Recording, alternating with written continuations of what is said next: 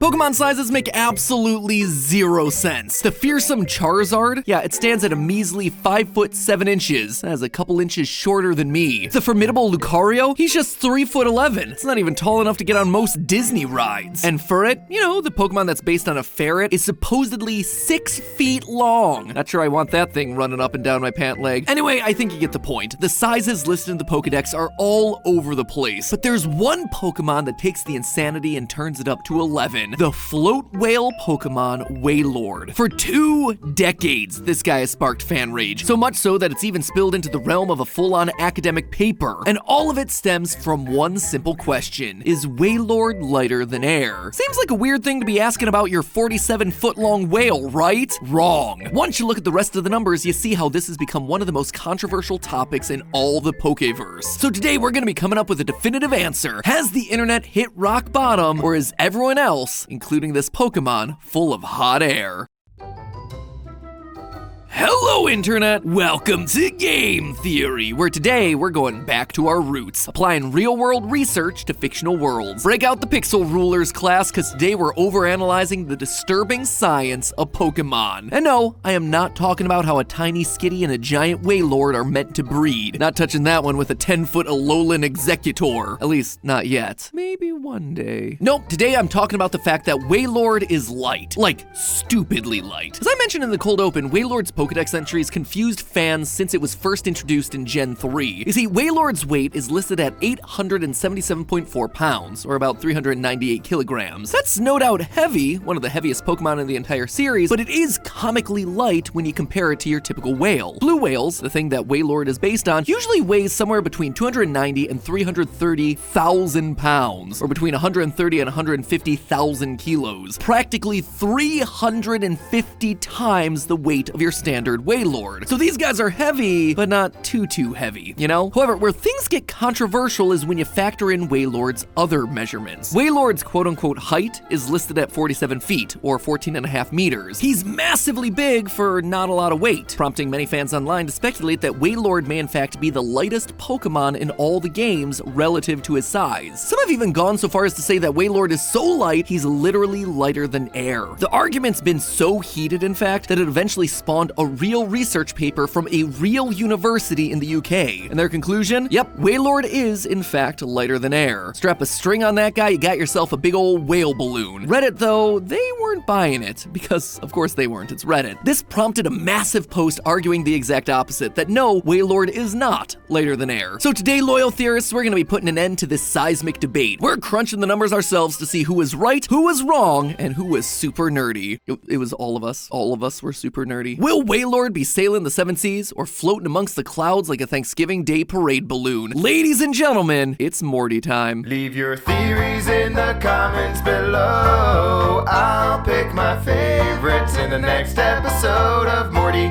So, how does one go about proving whether a fictitious whale is able to float through the air? Well, it all comes down to a little scientific principle called density. Density is the measure of how much mass something has per unit of volume. If we have ourselves 2 cubes of equal volume, one made of lead and the other made of wood, the cube of lead would weigh more and thus be more dense. If I then drop that cube of lead into a fluid that's less dense than it, say water, the cube will sink to the bottom. If I drop the cube of wood into the water, meanwhile, it would float since wood is less dense than water. It's all pretty self-explanatory stuff. It's also pretty darn easy to calculate. All you need to do is divide the mass by the volume and bam, you've got yourself the density. Classic equation, D equals M over V, DMV, the one place where dreams go to die. So let's just take ourselves an easy example here to get warmed up. Voltorb. Voltorb is a nice round sphere, so figuring out its volume should be quick. According to the Pokedex, Voltorb has a height of 0.5 meters or 1 foot 8 inches. Its radius is half that, so 0.25 meters. And the formula for the volume of a sphere is V equals 4/3 pi r cubed. So plug it in our values, you get a volume of 0.065 cubic meters. Now, all you need to do to figure out Voltorb's density is take that listed mass of 10.4 kilograms and divide it by the volume that we just got to get a density of 160 kilograms per cubic meter. Comparing that to the density of air, which is 1.293 kilograms per cubic meter, we can see that Voltorb is definitely not floating away on the breeze. But the density of water, it's actually much higher, 1,000 kilograms per cubic meter. So Voltorb would actually float on the water, despite him being a giant metal ball. now. Which means in real life, you'd probably be able to teach your Voltorb how to use Surf. That being said, this is all pretty easy math, right? Here's the problem with Wailord though. Unlike Voltorb, who's a perfectly shaped sphere, Wailord is a blimp-shaped whale, and finding his volume is not as easy of a plug-and-chug solution. So let's just take a look at how both sides of this Pokepuzzle tried to solve the problem. First, there's this paper written by William Farmer, a student at the University of Leicester who wrote an undergraduate research paper in the school's Journal of Interdisciplinary Science Topics. I gotta say, love the fact that this debate's been going on for so long that the kids who used to argue about it on the playground are now old enough to write their own published research papers about it. Truly, William Farmer, you are a man after my own heart. If you're looking for a job, feel free to apply for Theorist script writer. Anyway, he calculated Wailord's size using pixel measurements in a classic Theorist move, and he used a cylinder to estimate Wailord's base shape, claiming that the overestimates here, these empty parts where the cylinder is bigger than the body, those would help account for the parts that stick out like his tail and his fins. The volume of a cylinder amounts to pi r squared h, so pi times the radius of the cylinder multiplied by the cylinder's height. So with a Wailord cylinder height of 14.5 meters and a radius at 2.855 meters, he figured out that Wailord's volume would be around 370 cubic meters, making the density 1.08 kilograms per cubic meter, which is lighter than air at 1.293. So case closed, right?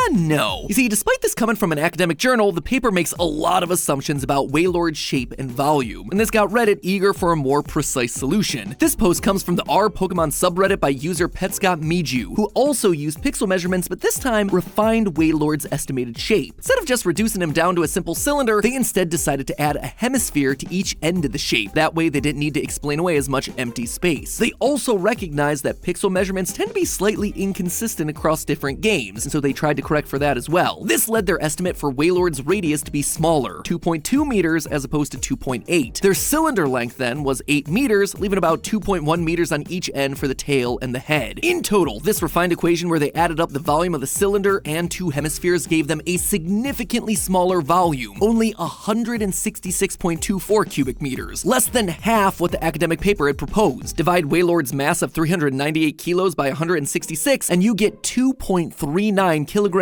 per cubic meter, which is nearly double the density of air and a vastly different conclusion than the academic paper. With numbers like that, your float whale Pokemon here, he ain't floating anywhere. So which is right? Well, off the bat, the Reddit approach seems to be the more accurate method. While both options are assuming certain parts of Wailord's shape, the Reddit one is taking precautions by doing multiple calculations to account for the nuances of both his shape and the differences in pixel measurements across games. I gotta say it, my friends, I am on Team Reddit for this one, but you guys know I'm not gonna just leave it there. These calculations, they're not perfect. Between its little grooves, its crevices, and the giant fins and tail, there is no perfect shape to truly describe what a Wailord is. It's not a cylinder shape, it's not an ellipsoid shape, it's just a Wailord shape. This is where our two density debaters get into trouble. But what also complicates things is that the scale of Wailord has never been consistent. Since Wailord is so much larger than just about every other Pokemon in the game, it's always shrunken down so it can fit within the confines of the system, the battlefield, or the screen. And with Wailord being so large, any amount of estimation error gets exaggerated to become a whale-sized problem. Without factoring in that sort of inconsistency, who knows? You might conclude something insane, like saying Wario is 10 feet tall or some ridiculous like that. As a result, my dearly beloved pixel measurements, they might not be the best tool to give us the most accurate numbers in this instance. So how do we get the most accurate results and settle this debate once and for all? Well, in the wise words of Patrick Starr, we have technology. Since the release of both the Reddit post and the research paper, Wailord has made the switch to the Nintendo Switch with Pokemon Sword and Shield. In the Isle of Armor DLC, we finally get to see Wailord in all his blubbery glory, just as Arceus intended, which means that we finally have access to a full 3D model of this Pokemon. No more pixel measurements based on weirdly angled sprites required. This means that we can take this new 100% accurate 3D model and import it into a 3D modeling program like Blender. While this program is typically used for creating 3D models, it also allows you to do things like measure the volume of your, or in this case, Game Freak's creations. Therefore, as long as we have the proper scaling figured out, we can use Blender's built-in tools to get the exact volume of a Wailord. No estimates required, including the tails and fins. Now, up to this point, everyone's been using Wailord's Pokedex height to measure his length, which sounds confusing, but this is actually a common quirk amongst the Pokedex. Sometimes it means vertical height, but other times, especially when you're talking about long Pokemon like Wailord, it means length. But just to make sure that we didn't get the math wrong, I wanted to be extra careful. So I took a look at every depiction of Wailord that we've ever been given, like the size comparison tool from Generation 4, or the player character standing next to Wailord Wailord and Sword and Shield. Given that the trainers in the series are usually around 5 foot 4 inches, there's no way that Wailord's 47-foot height in the Pokedex could refer to anything other than his length. So, with that one settled, I was able to make sure that our Blender whale was scaled correctly. And by creating a mesh for him, we can use Blender's volume calculator to tell us that Wailord has a volume of 182.8557 cubic meters precisely. No estimates, no assumptions, that is the exact number. From there, all we have to do is divide Wailord's 398 kilograms by his volume to get a definitive density. Drumroll, please.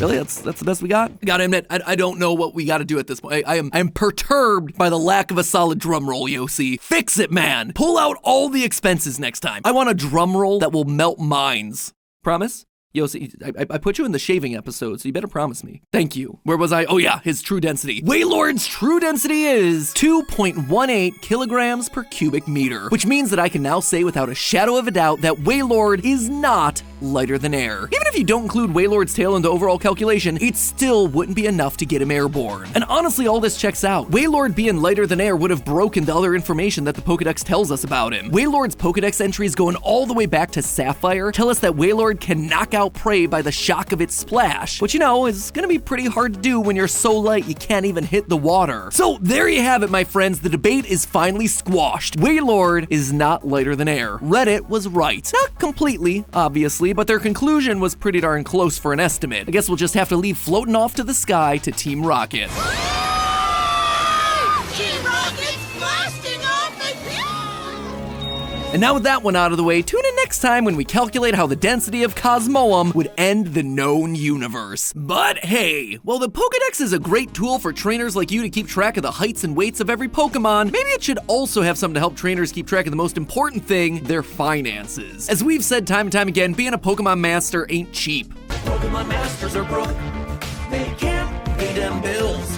Fortunately, today's sponsor, SoFi, is able to help you avoid that terrible fate. SoFi is the all-in-one personal finance app that helps you bank, borrow, and invest all at the same time. Tired of logging into multiple different accounts? Well, now you can just link them all in the SoFi app. Even if you have accounts that aren't with SoFi, you can still link them to the app so you get a bird's eye view of all of your cash and investments in one location. You can even see what categories you're spending the most money on, like monthly savings and recurring expenses like bills. It really is like the Pokedex of finance apps. But my favorite feature has got to be their insights and credit score monitoring, which SoFi not only offers you for free, but then they did the one thing that I couldn't resist. They made building your credit score competitive. Now I, like most YouTubers, like seeing numbers go up. Views, likes, subscribers, so I was already enjoying being able to see my credit score go up in real time, but now SoFi's made that dopamine hit get even stronger by offering rewards points every time your credit score goes up. So now it's even more rewarding to be financially responsible. In short, SoFi just really understands what it means to be a finance app in the modern age. But that isn't the only way that you're going to be able to make money with SoFi, because right now they're giving away $10,000 to help you achieve whatever financial goals you have. All you got to do is sign up for SoFi Insights or credit score monitoring using my link in the description or scanning the QR code that you see on screen. That way you can enter for your chance to win. But even better, again, is the ability to not just get money now, but to be smarter with your money for years to come. And SoFi is the best partner for you to help you on that journey. Again, for your chance to win that $10,000, but more importantly, win all the knowledge of finance moving forward, that link is in the description below, or you can just scan the QR code that you see on screen. And as always, my friends, remember, it's all just a theory. A game theory. Thanks for watching.